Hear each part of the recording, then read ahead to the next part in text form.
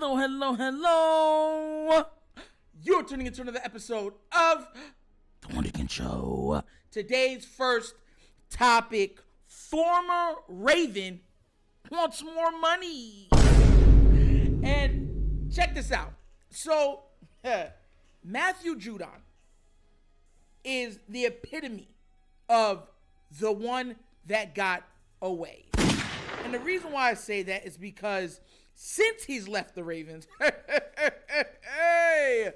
that man has been on an absolute warpath. A warpath on statistics. Check this out real quick. What I'm going to do is, because most of the statistics that I give you come straight off of StatMuse, right? And I'm going to read you just how his arc of play has went up like this. All right? So whoever does not know, right? He was a former Raven, for the Raven fans that might not know or remember. Okay? So during his time in Baltimore, his rookie season, he went from 4 sacks in a year. Second year, he went to 8. Third year, he went to 7. Fourth year, he went to 9.5. Which everybody thought at the time, including a lot of fans, that he had maxed out. That's the best we're going to get with him. And the very next season, he only got 6. He wanted to get paid. I believe they franchise tagged him, and then they let him go. And he went to the Patriots. Okay. What I'm going to do is read his 2 best seasons for the Ravens, which is his second best year and then his 4th best year. I'm going to read his statistics, and I'm going to compare those statistics to his Patriot days, okay?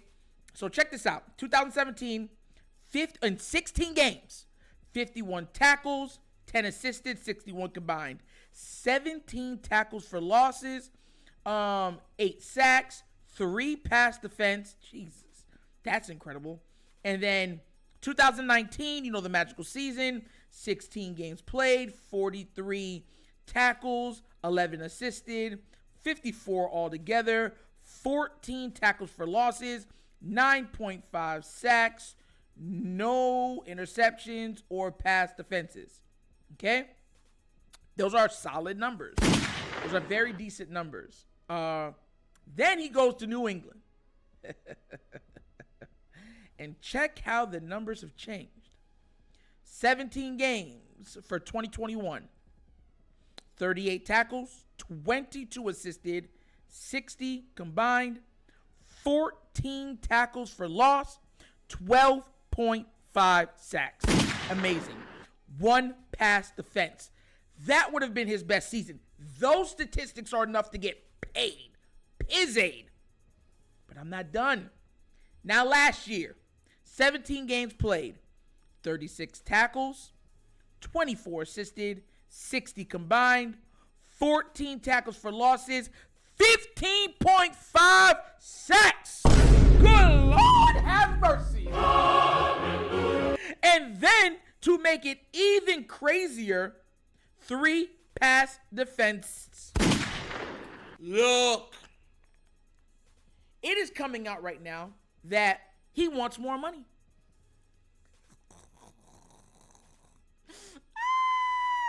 And he's not going to participate until he gets it. Now, check this out real quick. I'm going to read you, because I always break everything down so that we're on the same page on all this stuff. He signed here it goes. It was a 4-year deal. A 4-year, $54.5 million contract with $32 million guaranteed. So he's 2 years into that deal. He wants more money. Now, I want everyone to understand where I'm coming from. Because I know some Raven fans are going to be happy. Yes, thank God we don't have to go through that. Do you have any idea how you would be celebrating if he would have got 12.5 sacks on this team? Let alone 15.5. And remember, he would actually have, under this defense, a better time to get sacks, right? Easier time to get sacks, because the Ravens play with the lead. So the opposing offense has to throw the ball. So he could just Pin those ears back and go get the passer. And he's putting those stuff up with a low-scoring offense. Matthew Judon is elite. Elite. You can't even argue it. Now, some people saying he signed a contract, play out the contract. Let me tell you something right now, so you know where I stand on this.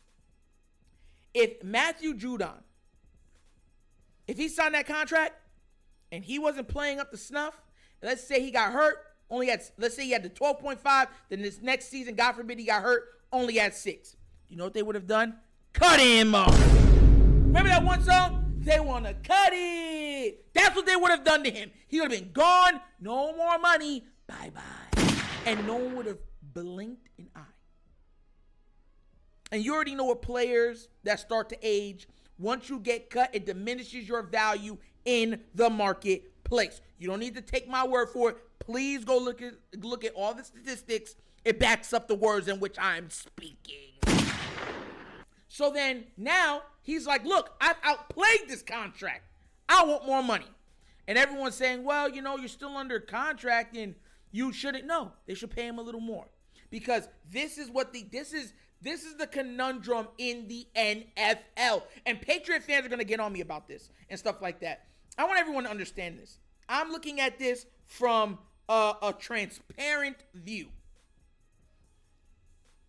If the player plays bad, the team cuts him. They cut bait. They save every dollar that they can. Remember when everyone was talking about the Derek Carr situation? How quickly did the team get rid of him? How quickly did the team bench him? Send him, don't even put on the jersey. Stay home with your wife and kids and watch the game on your big screen TV. How quickly did they do that to save money? Where was the commitment from their side? You see what I'm saying? It takes two. It takes two. And that's why I do not have a problem with players trying to get their money. Because NFL contracts are finicky. What the guaranteed is what you're going to get. Everything else, anything can happen. They cut bait and you're not getting no more. And they try to word certain stuff a certain way so they don't have to give it to you. Like, there's been instances in the past where multiple players have spoken on this where, let's say, they needed a 10-sack season to get a $2 million or $1 million escalator in their contract. Halfway through the game, they didn't get it. The team shuts them down. All right, come on the bench. You're going to sit here because they don't want them to get it. Or they say, oh, you're going to rest this game because the playoffs are almost there, knowing he needs that sack to get that $1 million. It's been done. And it's not just in the NFL that they do it. To be all fair to the NFL, Gilbert Arenas just spoke on they do it in the NBA also. So there's a lot of funny money. NFL contracts are not worth the paper that they are signed on. You get where I'm coming from? So for this brother to go out there and say, look, I've outplayed my contract.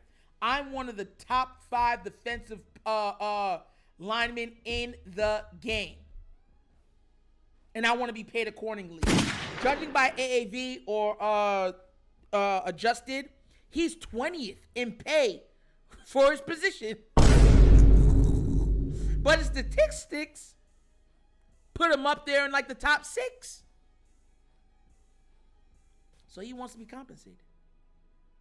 And you've seen he's been very vocal in trying to get a lot of talent to come to that team. He's been as much as everyone sees, he's been the face of that team. Not Matt Jones, no. It's been the Matthew Judon show. So I don't have a problem with this. The reason why I'm covering it is because, for one, he's a former Raven, and I really did like him when he was here. I thought Matthew Judon was an amazing player, and I was one of the people that did not want to get rid of him.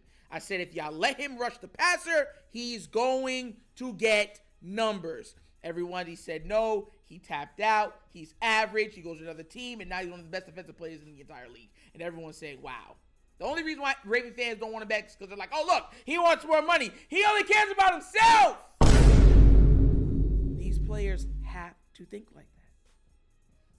They're trying to get everything that they can in a little bit of time. They have to get it. how fast does time fly when you're out of high school? Think about how quickly you went from 18 to 25.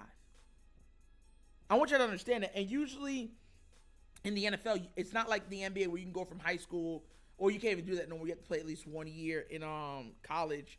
But most NBA players are coming in at like 19, 18. That's where they're coming in. Those are the ages. You get where I'm coming from? They're not playing 2, 3, 4 years in in college. You got dudes in college right now for football that is 23, 24, 25 years old. Never started an NFL game. You feel me? How old was the guy that was playing for Georgia, Stetson Bennett? Hold up. Let me go check out how old Stetson Bennett is real quick. How old is he?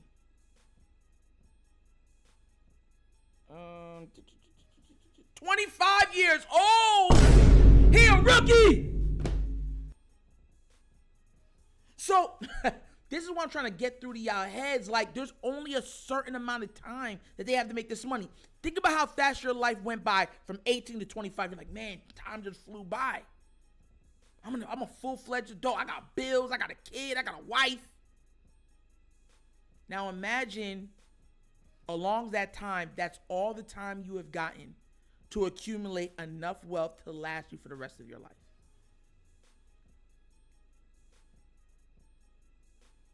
Mind-numbing, right? That's the way you have to understand how these athletes are. One injury, everything's done. Everything is gone.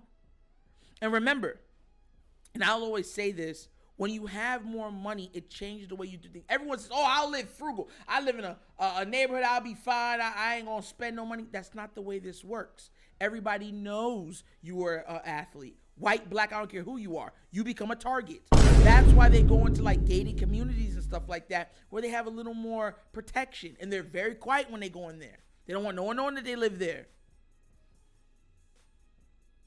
He's trying to accumulate his money. I have no problem with this. Shout out to Matthew Judon. The man has been nothing short of a monster.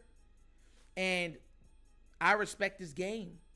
Remember when every time after the sack, yo. Nah, MJ's, he's that guy, man.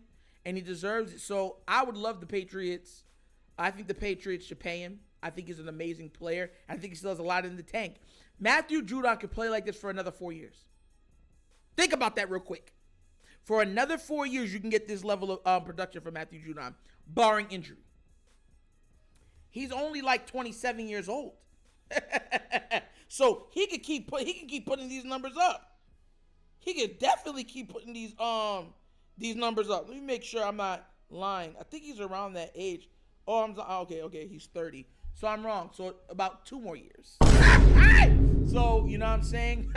That's why I always check, because I want to make sure. But 30 years old, just turned 30 actually.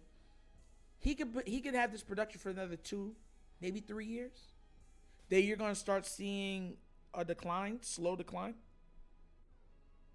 He's trying to make everything he can now, because he knows that if he continues to play like this, he won't get another contract. If he plays out this whole contract, makes no noise, whatever, he might have one more year of great play. Then he'll just be good.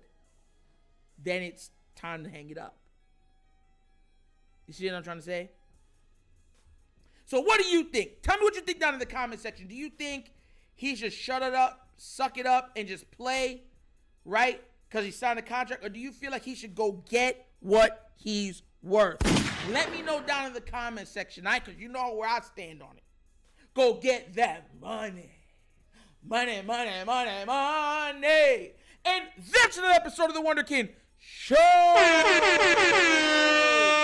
Thank you for watching. You know how we get down. We have fun and we laugh. But everything we talk about is rooted in what? Facts and truth. Please do remember, like, subscribe, hit that notification bell, and leave a comment. You know I love the comments. Just be respectful when you leave them, please, and we are good. All right? And if you would like to donate to this channel, bottom of the screen on this side is a QR code. QR code to a Cash App. Cash App is located in the description of every video that we do, and the name of it is The Wunderkind Show. Easy. Last but not least is the Patreon. You want to support this channel? You want extra content? You want extra nitro? That's how you do it. 3 tiers. They're all amazing. Give it a look. Tell me what you think. But once again, this is The Wunderkind Show. This show is Nitro signing off. And as always, you guys know my slogan. Peace. And I am out of here. Yeah.